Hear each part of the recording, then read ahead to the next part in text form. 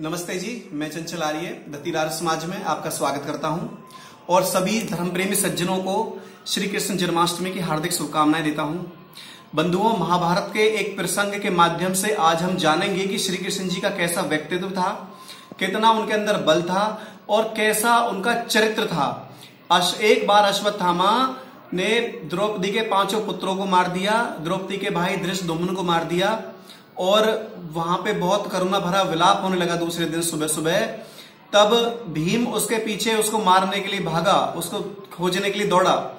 तो श्री कृष्ण जी बताते हैं कि हे पांडवों, भीम को अकेला मत जाने दो, अश्वत्थामा बहुत ही दुष्ट प्रवृत्ति का व्यक्ति है।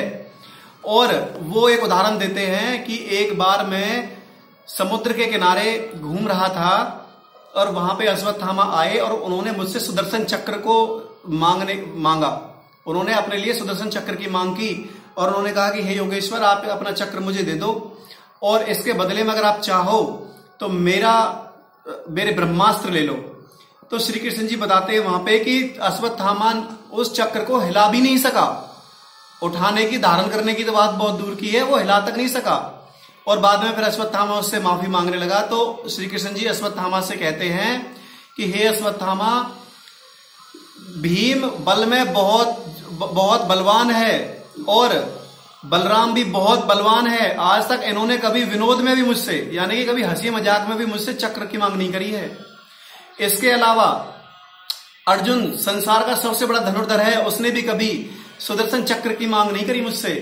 और मैंने 12 वर्ष तपस्या करके, देखो यहां पे श्री कृष्ण जी अपने चरित्र के बारे में बताते हैं। वो वास्तव में अपना चरित्र नहीं बताते, ये हमें अनुमान लगाना है कि उनका चरित्र कैसा है। वो बताते हैं कि मैंने 12 वर्ष अपनी पत्नी रुक्मणी के साथ हिमालय पर तपस्या करके एक पुत्र पैदा किया और जिसका नाम प्रद्युम्न है, जो शरीर और बल में लगभग मेरे समान है। उसने भी कभी मुझसे सुदर्शन चक्र नहीं मांगा, तो तुम्हारी हिम्मत कैसे हुई? तो बंधुओं, यहां पे हम जानेंगे कि श्री कृष्ण जी एक पत्नी की बात करते हैं, 12 वर्ष तपस्या की बात करते हैं, अपने बल का भी बखान करते हैं।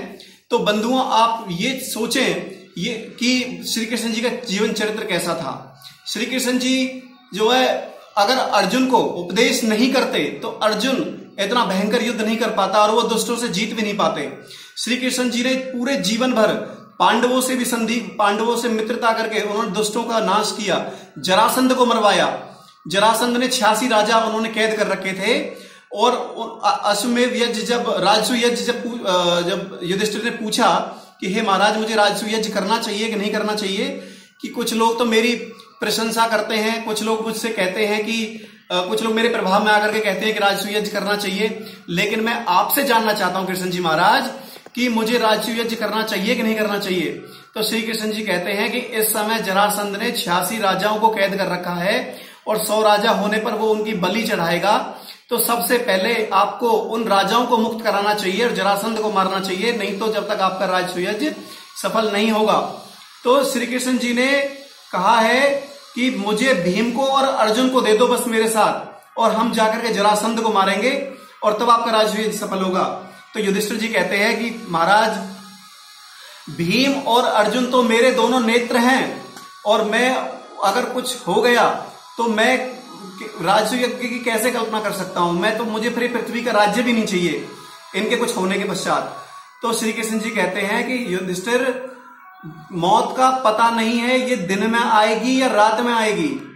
ना हमने कभी ये सुना है कि कोई राजा युद्ध ना करके अमर हो गया हो। श्री कृष्ण जी देखो कितने बड़े मोटिवेटर थे, कितने बड़े जो है वो इतना मोटिवेट करते थे सामने वाले को जो धर्म के मार्ग पे चलते थे। अर्जुन को भी उन्होंने मोटिवेट किया, तभी तो उन्होंने जो है इतने बलशाली जो योद्धाओं को उन्होंने बलपूर्वक मारा। तो श्री कृष्ण जी महाराज का ये जीवन चरित्र हमें अपने जीवन में उतारना है, उनकी शिक्षाओं को उतारना है। गीता का उपदेश जो उन्होंने किया, जिसमें उन्होंने कर्म को प्रधान बताया, तो वास्तव में अब हमें देखना है कि हम जो श्री कृष्ण जी के अनुयायी हैं, क्या उनका सिर्फ नाम रटने मात्र से उनके अनुयायी हो सकते हैं? नहीं हो सकते। श्री कृष्ण जी के जो है राधे राधे रटे चले आएंगे बिहारी के, राधा राधा रटने से क्या श्री कृष्ण जी आ सकते हैं? नहीं आ सकते।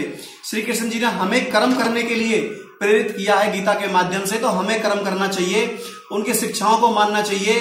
जितने भी संसार में कल्याण के यज्ञरूपी कार्य हैं, यानी कि जितने कल्याणकारी कार्य हैं वे सब हमें करते हुए, उन सबको करते हुए हमें धर्म के मार्ग पर चलना है। तभी हम श्री कृष्ण जी के सच्चे अनुयायी हो सकते हैं, तभी हम उनके भक्त हो सकते हैं। नहीं तो उनका सिर्फ नाम लेने मात्र से कुछ नहीं होता।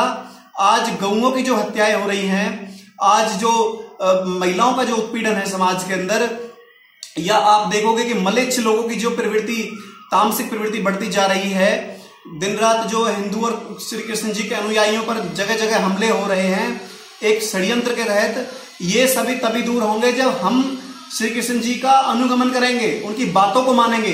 कभी अगर श्री कृष्ण जी जो है, अगर कभी जब पांडवों ने युद्ध जीता तो वो श्री कृष्ण जी का नाम लेकर के नहीं जीता, आप ये समझ लेना। पांडवों ने श्री कृष्ण जी का मार्गदर्शन प्राप्त किया और खुद युद्ध किया। तो श्री कृष्ण जी का मार्गदर्शन हमें चाहिए, उनकी बातों को पढ़ करके उन्हें अपने जीवन में उतारें और खुद से कर्म करें। क्योंकि अगर पांडव भी अगर ऐसे रह जाते सिर्फ उनके आश्रय पे कि महाराज आप ही सब कुछ कर दोगे, हमें तो कुछ करने की जरूरत नहीं है, तो ना तो वो युद्ध जीत सकते थे, ना वो राज्य प्राप्त कर सकते थे। तो हम सभी को ऐसे श्री कृष्ण जी को जानना है जो श्री कृष्ण हमें कर्म के पथ पर चलने का मार्गदर्शन देते हैं और वेदों को पढ़ने का मार्गदर्शन देते हैं, वेदों पे चलने की बातें जो करते हैं, जो गौओं के पालक हैं और हमें गौ पालने की हमें प्रेरणा देते हैं। ऐसे श्री कृष्ण जी का हमें अनुगमन करना है। इतनी बात कहकर के मैं आप सभी का धन्यवाद करता हूं। नमस्ते जी।